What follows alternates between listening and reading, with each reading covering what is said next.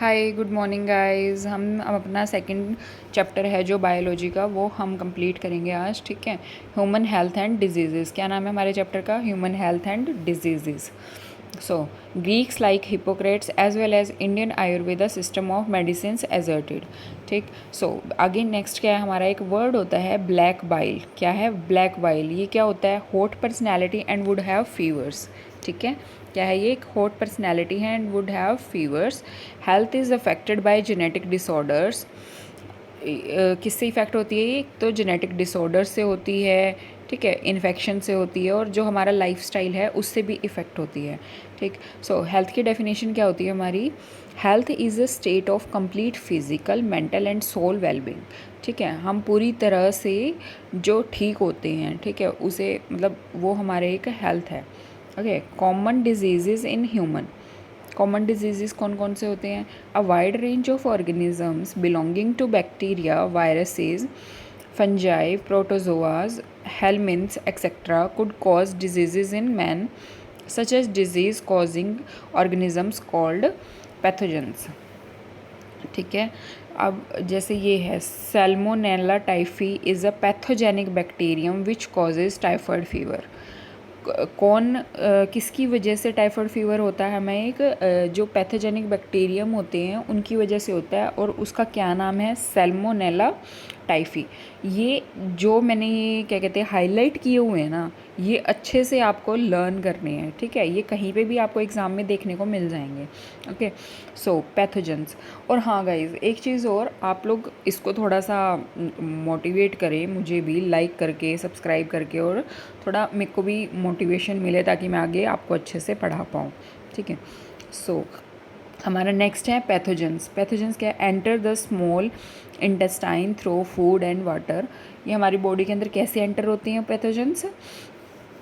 जो हम फूड खाते हैं, वाटर पीते हैं, उससे हमारे स्मॉल इंटेस्टाइन में ये एंटर कर जाते हैं।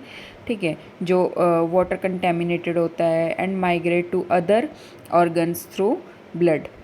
ओके, सिम्टम्स क्या हैं इसके? हाई फीवर होता है, वीकनेस होने लगती है, स्टमक पेन हो जाता है, कॉन्स्टिपेशन होता है, हेडेक होता है, लॉस ऑफ एपेटाइट, भूख लगना कम हो जाती है। ठीक है, so typhoid fever confirmed by Widal test. किससे हम इसका पता लगा सकते हैं? वाइडल टेस्ट से हमारे टाइफाइड फीवर का पता चलता है। ठीक है, bacteria like Streptococcus pneumoniae and Haemophilus influenzae responsible for pneumonia. किस चीज़ के लिए रिस्पॉन्सिबल है ये सब? न्यूमोनिया के लिए, न्यूमोनिया। ठीक है, विच इन्फेक्ट्स एल्वियोली। ये किसको इन्फेक्ट करते हैं? जो हमारे एयर फिल्ड सेक्स होते हैं ना लंग्स में, उन्हें इफ़ेक्ट करते हैं, और उनको क्या बोलते हैं हम? एल्वियोली। क्या बोलते हैं? Alveoli. Dysentery, plague, diphtheria are other bacterial disease. और कौन कौन से होते हैं bacterial disease? Dysentery, plague, diphtheria. ठीक है, सो नेक्स्ट हमारा क्या है? Rhinoviruses are such group of viruses, one of the most infectious human elements, the common cold. ठीक है, नेक्स्ट हमारा क्या है आगे? मलेरिया। अब हम किसके बारे में पढ़ेंगे? मलेरिया के बारे में। मलेरिया में क्या है? Plasmodium a tiny protozoa. ये क्या है? एक tiny protozoa. Different species of Plasmodium, different species of Plasmodium P, protozoa vivax, protozoa malaria, protozoa falciparum is the most serious one and can ever fatal. Okay, the organism which causes diseases in plants and animals are called pathogens. जो हमारे किसको disease कर देते हैं? Plants और animals को, उनको क्या बोलते हैं हम? पैथोजेंस बोलते हैं। Plasmodium enters to human body as sporozoites. Infectious form को हम क्या बोलते हैं? स्पोरोजाइट्स बोलते हैं। Through the bite of infected female Anopheles mosquito. कौन काट लेता है? एक मच्छर होता है जिसका नाम है एनोफिलिस मॉस्किटो।